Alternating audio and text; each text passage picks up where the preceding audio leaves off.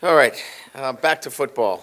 Last week, obviously, an off week for us. I got a chance to really work on a number of things that needed improvement within our team as many get an opportunity to look at that off week. And I think, earlier in the season, it wasn't really a recovery week for us as much as it was shore up some things offensively, defensively, and special teams. I thought we had a great week. Gave the guys the opportunity on Friday and Saturday to recovery, and then we were back at it with meetings and weight training yesterday. So now we get the opportunity to welcome Ole Miss into Tiger Stadium. Exciting matchup between two teams that are certainly familiar with themselves, and certainly a team that we have a great deal of respect for. Lane's done a great job there, and certainly a team that is prolific offensively and playing great defense right now. And I think that that's the biggest, I would say, if you look at their team last year to this year, they're just playing great defense, coupled with the weapons that they have on the offensive side of the ball. So we've got a great challenge in front of us. Jackson Dart, obviously we know about him as a 3-year starter now. Trey Harris, an outstanding wide receiver. Great depth at the running back position. And then defensively, I think they're tops in the country. One of the top teams in terms of sacks. Love the linebackers, Paul, Daughtery. And then, of course, Ivy, Nolan, Walter Nolan.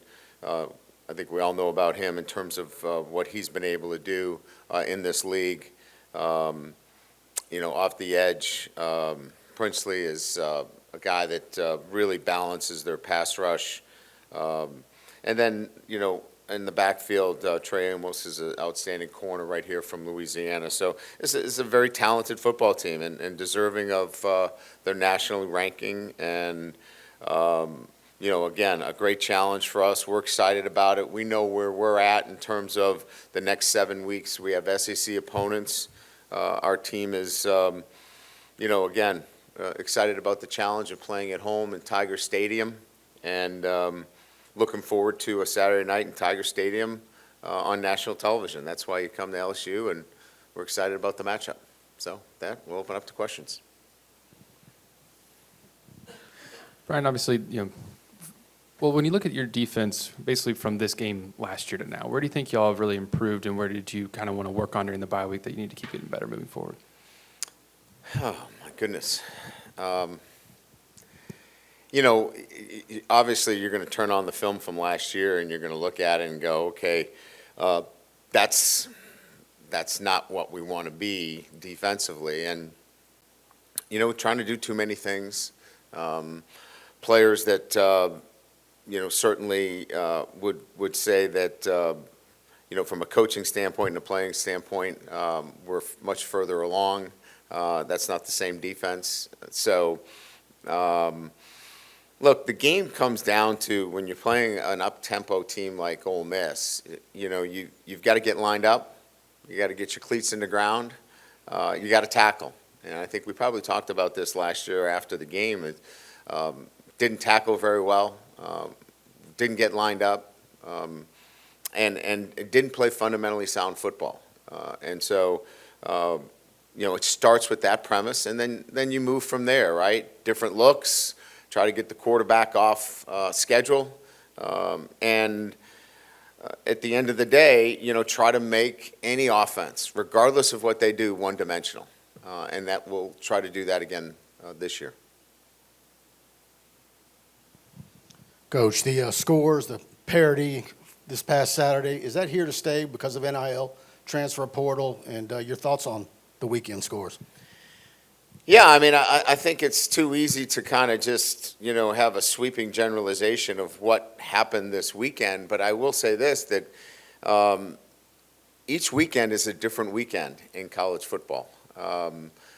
And doing it for as long as I have done it, I come at it each week with that vision of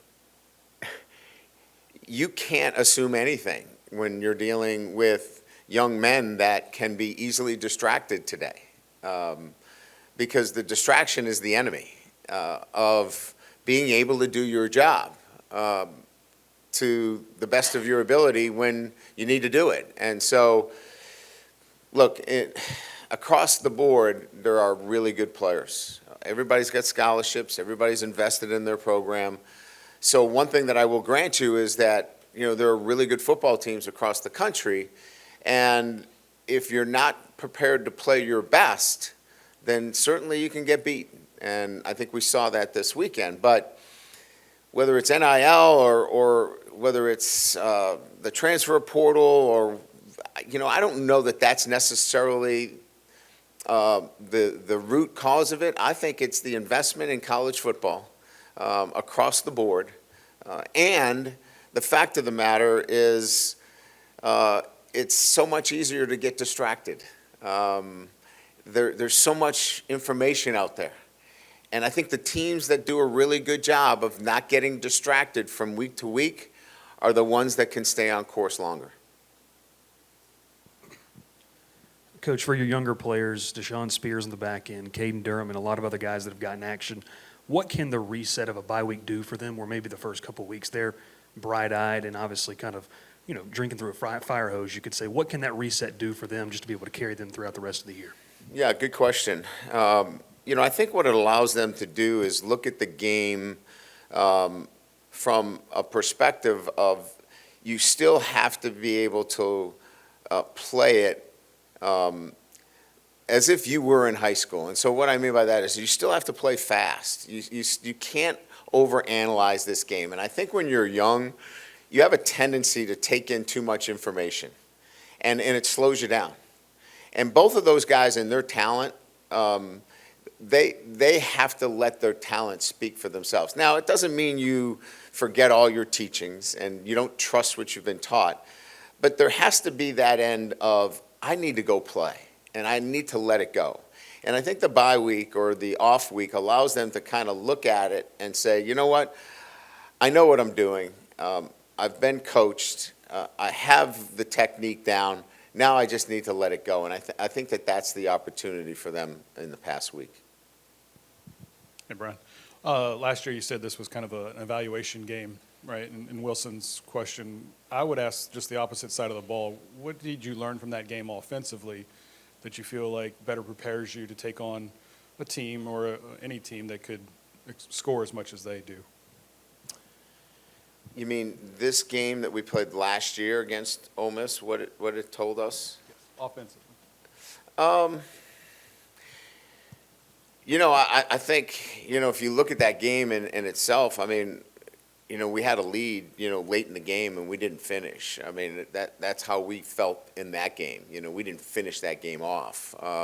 We had an opportunity to close that game out and we did not. We didn't make some plays late in the game that really could have put that game away. And I think that was kind of the disappointment we had. Look, when you play really good teams and you have the ball last, you need to finish opponents off. You need to control the ball. You need to be the last one with the football. Because when you have two prolific offenses and you have great offenses, you have really good quarterbacks, the team that's able to control it late in the game, to me, I think is the difference. And so I think when we look at it from our perspective is if we have the ball late in the game, we need to close out the game. Whether it's running it, throwing it, whatever the case may be. Control the game at the end by closing it out. Are Caden, CJ, and Zai expected to practice this week? Yes. All three? Yes.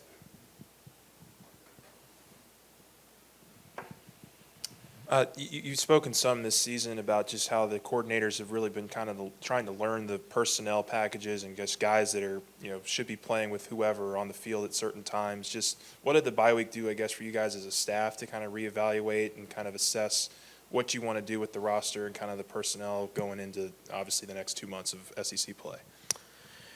Yeah, I think, the first thing you do is an exhaustive self-scout, right? What are your tendencies? What tendencies do you need to break? what are you doing in the run game? What are you doing in the pass game? What are you doing relative to your fronts and coverages and pressures and third down? And so the first thing you're doing is an extensive self-scout. And are there any tendencies there that you can break? And are there things there that you're doing really well that you want to build on, or not so well that you need to, certainly work on in the bye week? Then it's the evaluation of, the body of work through those first 5 weeks. Who are the guys that have built that trust that you can put on the field? And so as you go into these 7 weeks of SEC opponents, those are the guys that you want on the field. So I think we've done, both from a technical and tactical standpoint, the work necessary, and then from a personnel standpoint, who are the guys that we want to put on the field? That's been really a lot of the work this past week.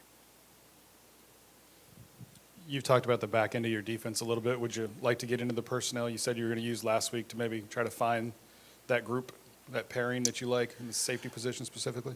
Well, I think we found them. I think it now becomes, for us more than anything else, is what do those rotations look like? And I think I said this last week. I don't think anybody's in a position that they're going to play 70 plays, right? So, what do those rotations look like? Is it a first, second down rotation? Is it a third down? Is it a nickel dime? Is it a pass rush situation? Is it a short yardage? So it's really kind of delineating out who's on the field in what situations. And I think we've got a better understanding of that, and it's much more clear, moving forward. What's the best way to put this?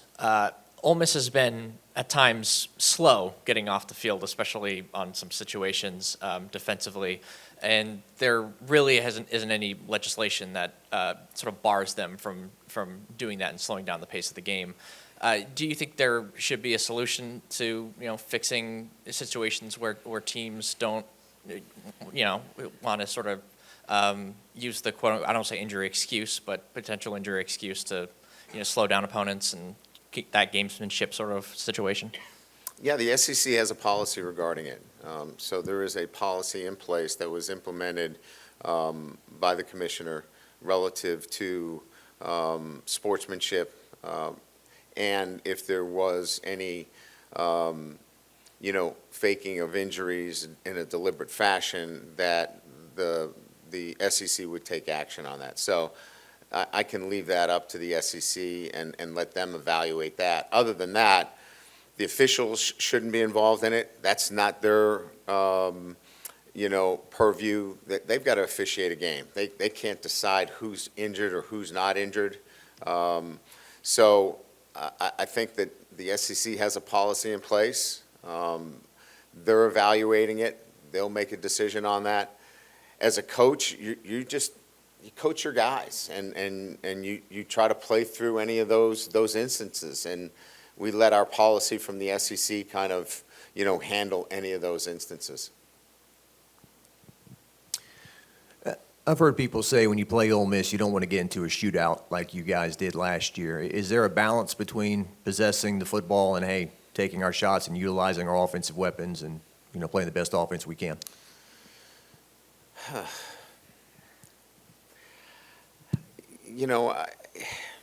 Those questions are, assuming that you have, strengths on either side of the ball. I mean, I've always felt as a head coach, you're trying to keep the points down, right? And you're going to do whatever's necessary to score touchdowns. But you're presented with the team that you have. And last year, clearly we were tilted one side, and we had to play, unfortunately, the game that way. I didn't like it, but that's what we had. And so we were in a situation last year where we were trying to outscore, and it's not the right way to play. It was the only way to play. I think there's much more balance in our football team, and we don't want to play that way. We want to play good defense. We want to keep the points down, and we want to score appropriately. So if you're asking the question relative to how it fits, each and every week, we don't want it to be a shootout. We want to play the appropriate level of defense that allows us to run our offense, that protects and plays complementary football. And I think I've said this so many times. I felt like at times we didn't play complementary football, and I want to be able to play complementary football where our offense complements our defense and vice versa. And I know this is the long answer to the question, but that's really what we're looking to do here at LSU.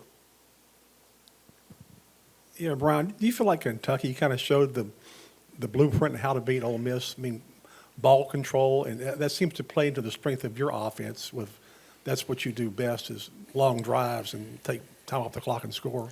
Well, look, if you keep Jackson Dart, if you keep Trey Harris, if you keep that offense off the field, that is definitely part of the success that teams can and will have against an outstanding scheme. I mean, and a great play caller. Lane and Charlie do a great job, and they work together on that. But it's a really difficult offense. They have really good schemes. They're really sound and fundamental, and they take advantage of what you're doing. So clearly, if you can win that game of possession time, you are at a clear advantage. But you've got to score points too. It can't be, always, just possession. You have to eventualize yourself in a sense of putting points on the board. So, yeah, you want to control the football, but you want to get into the end zone as many times as possible. Over here, hey, maybe you can touch into your background on in politics and narrative on this one. Just wondering over the years, your impressions of Lane Kiffin as a communicator, both in the way he communicates to the public about his team and about opposing teams and high-profile figures in football. I just think you have to look at how many followers he has on Twitter.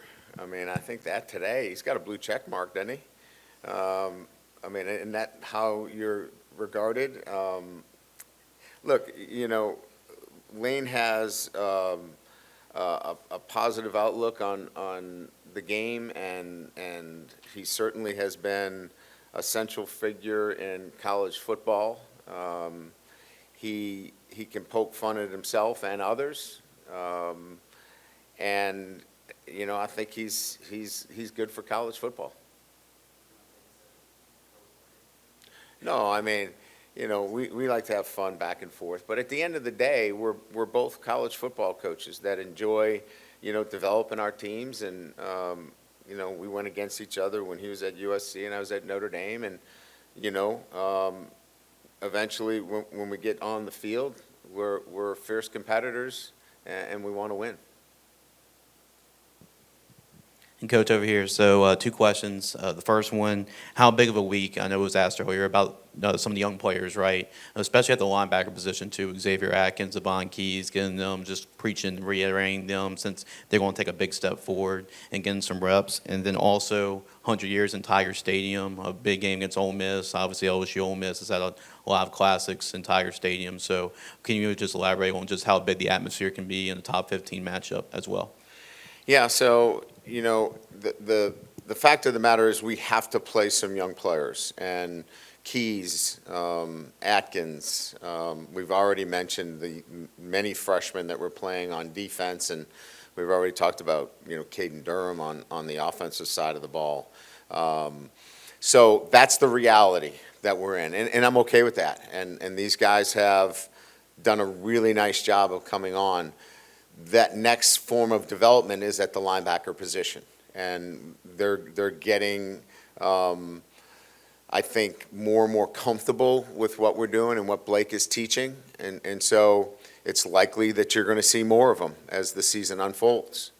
As it relates to 100 years in Tiger Stadium, I think what I'm excited and our players are excited about is an SEC game, right, in Tiger Stadium.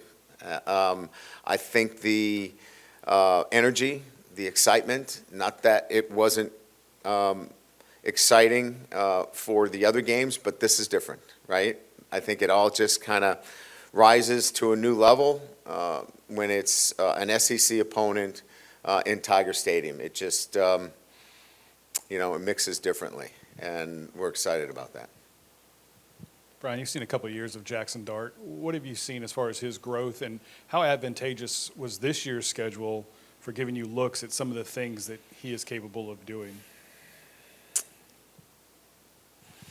Well, let's start with Jackson Dart. I mean, just in his development, his toughness. I mean, he is, I saw him, as a true freshman at USC, and have seen his, physical and mental development, and, he's not afraid.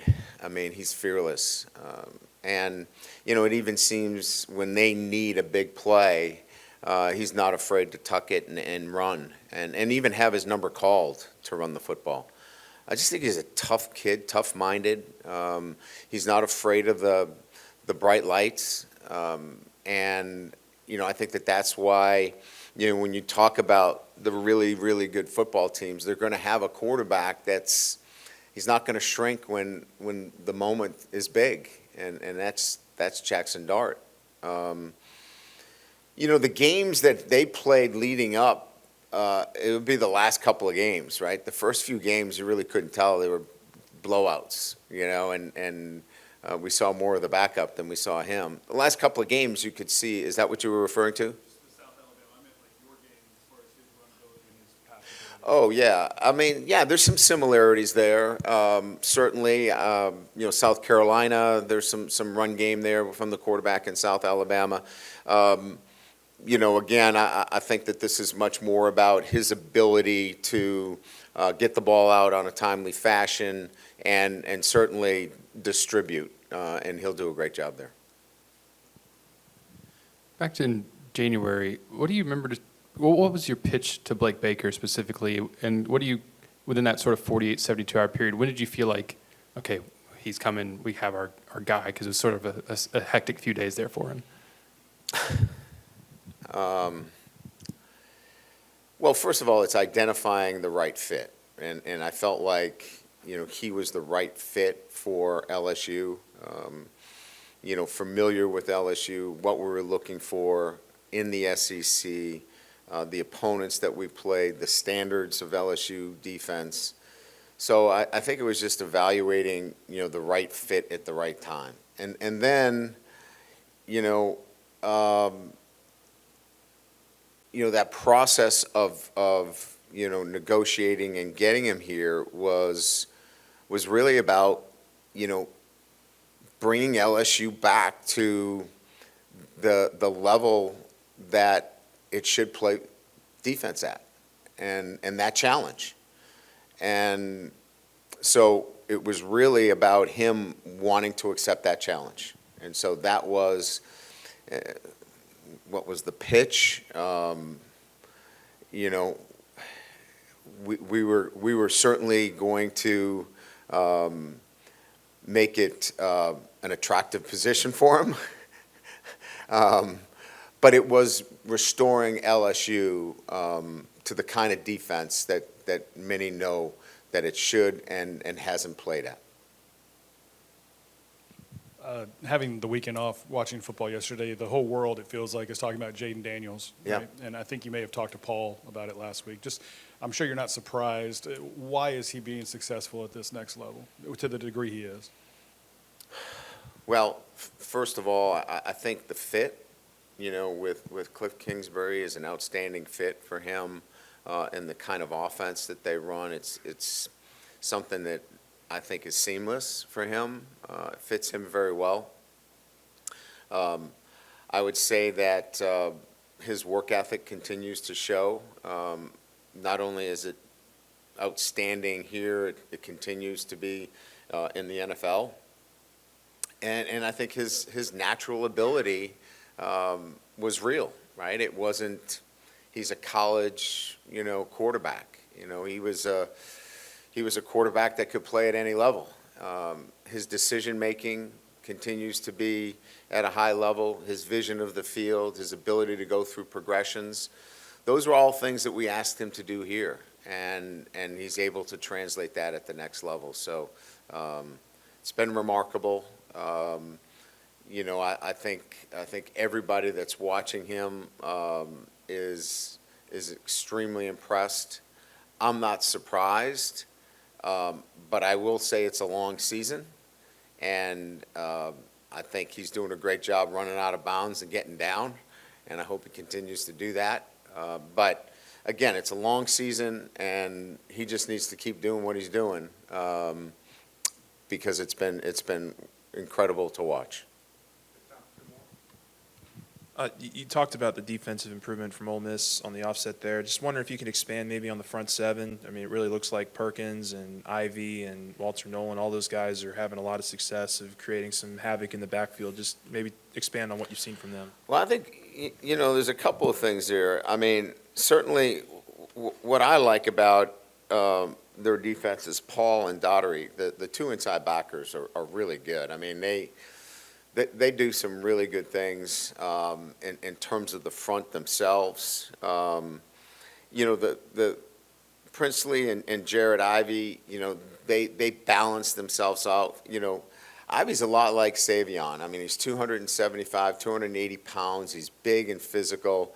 Princely is more of a pass rusher, so you've got great balance there. And then you've got the big guys inside. And they've developed. I mean, they're better than they were last year. And so from a coaching standpoint, they've done a really good job of developing their players as well. This is not just, hey, you know, we got them in the transfer portal and, you know, they are who they are. They have developed them as well. So they're better football players across the board. So it's a really stout front. They move it around. They're active. It's a challenge, and they've made it a challenge for everybody they've played against. Defensively, how important is communication in a game like this when you know Ole Miss is just ready to snap the ball at a moment's notice? It's absolutely crucial. I mean, and a lot of it was, you know, you saw us last year. We didn't get lined up in a number of instances. We had our nickel was the defensive end on a couple of plays, you know. So we did not do a very good job of, you know, lining up and getting our cleats in the ground. I mentioned that earlier. We need to get set, and so sometimes that means, you know, playing 11 guys, and this is what we're playing defensively, and let's just play. Don't get too complicated. Keep it simple. You know what? The old KISS theory, right? So, you know, there's some of that, and then you'll have some time to do some other things, right? But we have to get back to playing against a team that plays up tempo.